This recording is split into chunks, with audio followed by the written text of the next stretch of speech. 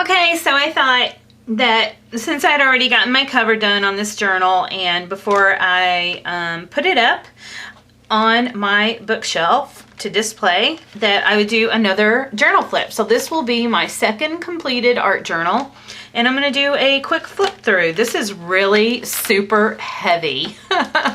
This is a heavy cover with all that stuff on it. Woo! This was this was the very first page, art journal page that I ever did. This was dated, I have December and a question mark, 2012. So I started dating after I had done this page, and I forgot the day that I had done it. So it was sometime like mid to end December though, because that was the first time I started doing an art journal page. And this was Rach 0113, which she was the whole reason why I started art journaling. And so she had done a page, and it inspired me to do this page. And then this was the very last page, journal page that I did. And this was just some more napkin collage, die cuts, Claudine Hellmuth stamping, just some other miscellaneous stamping that I have in here. I see a Donna Downey stamp. So yeah, my first page and the very last page that I did to date. And this was a crap page. I was playing around with the Golden's pumice gel, and I wanted to see, what that would do. And yeah, it's very textural, but I didn't like it.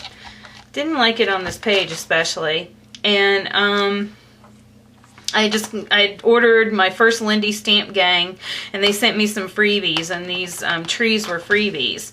So I used their embossing powders on it, and again, I don't like the page. This was just me trying out some stuff, so that is exactly what I did.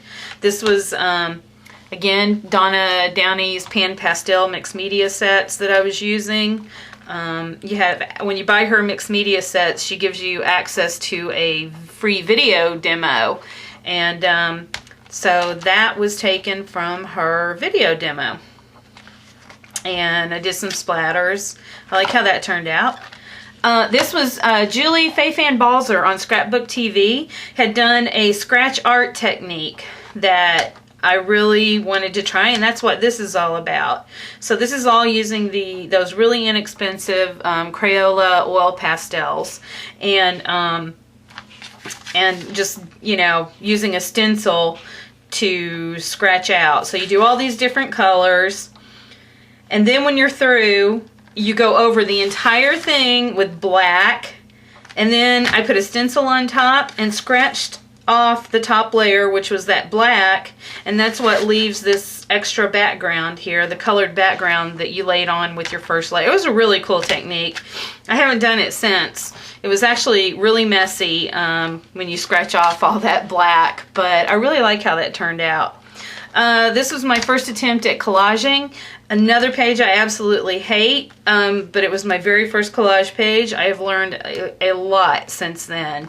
So I'm not gonna, gesso over it and do over it, because again, it's a learning process, and this was, for me to look back and go, oh yeah, oh yeah. So I have learned a lot since this. This was, I had just seen that John Cusack flick that he did where he played Edgar Allan Poe. I can't remember the name of it, but I had just seen that movie on pay-per-view, and I was like, oh man, Poe, really cool. So I wanted to do a page, and I got all these graphics from an Etsy store, and the poem is, Poe's The Raven, I guess. I think that's that poem. But anyway, I love John Cusack. That's beside the point. But anyway, that was the reason why I did that. And, this was the very first video that I ever posted to YouTube was actually from my mobile phone. It was like a 1 or 2 minute video after I'd done the alcohol inks. And this is how this page turned out from that very first 1 or 2 minute video. So this was the end project here after that. And this was after I just gotten the Claudine Helmuth big, large jumbo foam stamps. And these two and these two are actually her stamps. And I can see music paper back behind there, so I collaged music paper. This is a Daler Rowney acrylic ink. Yeah, all kinds of stuff I was kind of messing around with there. This is after I had gone to Home Depot and picked up a whole bunch of those paint swatches. So I was just kind of playing around with that. I got this page upside down. I can't believe that. I turned it around to do something and I wound up forgetting to turn it back the right way. So now my page is upside down in my journal.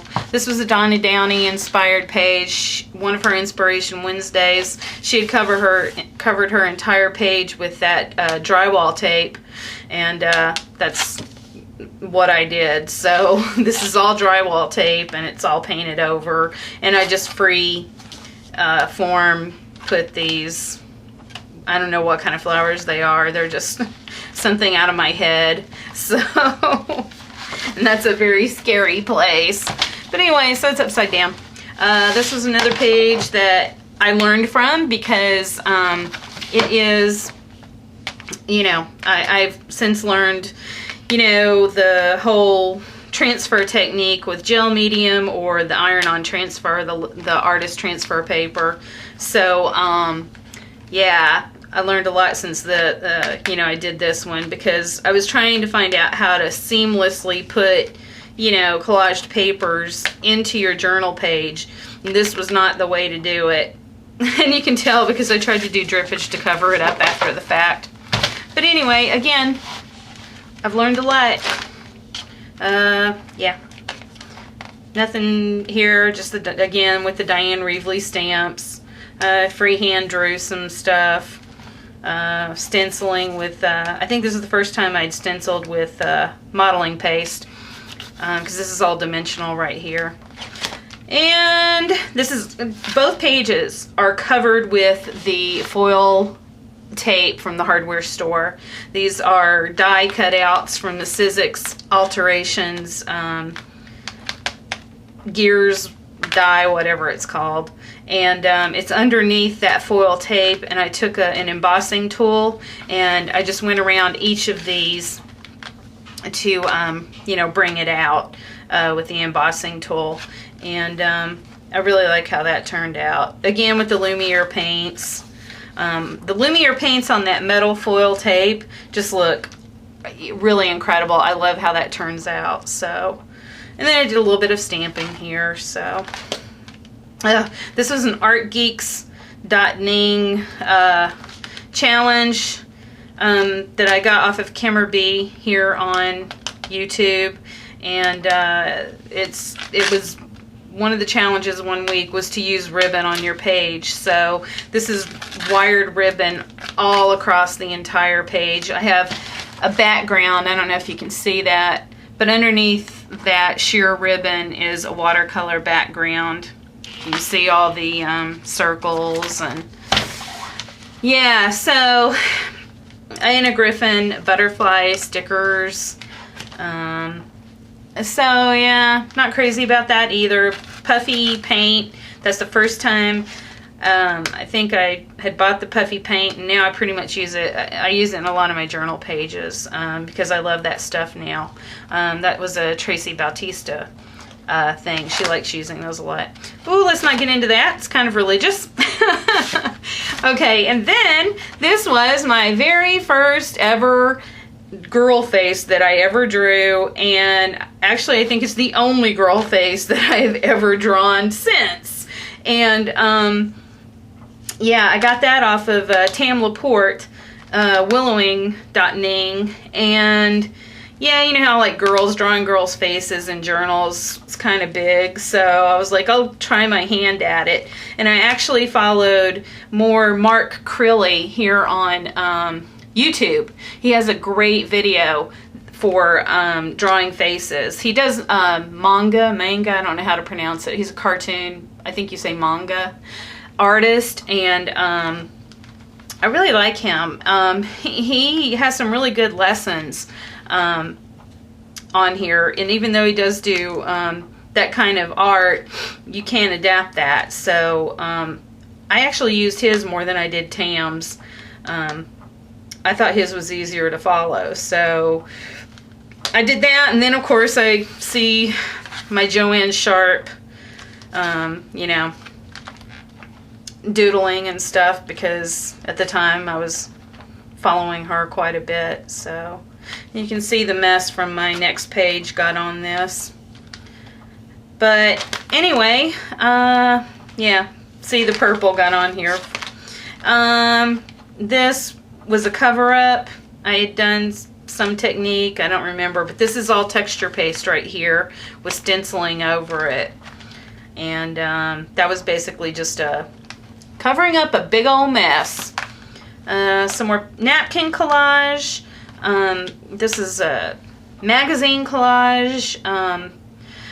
I follow Kelly Kilmer's blog, and I really enjoy watching her work, but I don't think, you know, kind of like Tisha Moore, with the way she does her collage art, Kelly Kilmer with her, you know, collage art using magazine clippings and stuff, that's really, yeah, I don't really think that's my thing, but I gave it a whirl, and I don't know, maybe I need to take one of her classes.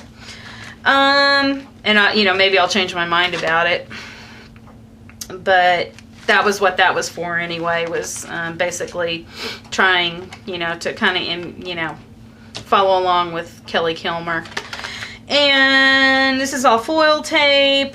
This one was embossed, this one was not. Again, just using, you know, different paints, and then I was using, you know, either the Spectrum Noir or Prismacolor markers to color.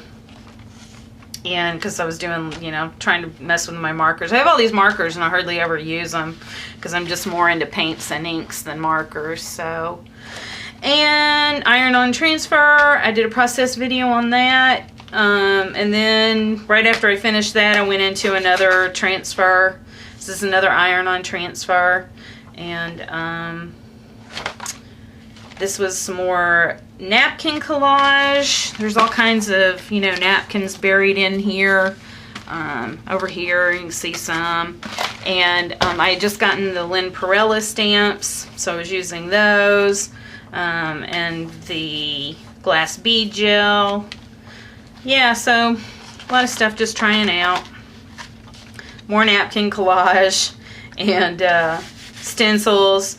I think I had just gotten that chicken wire stencil from Saw Crafters, and I was wanting to use it, so I kind of went a little crazy and overdid it. I did a lot of journaling on this page. Half the page is done in white Signo pen. And I did a process video on that. I don't think I did a process video on this one. This is just kind of a bunch of crap going on both of these pages. I did do a process video on these two as well. And another couple that, yeah, I don't really think. I think I was using the Impression Obsession stamps as a background and then the Donna Downey stamps on top of it.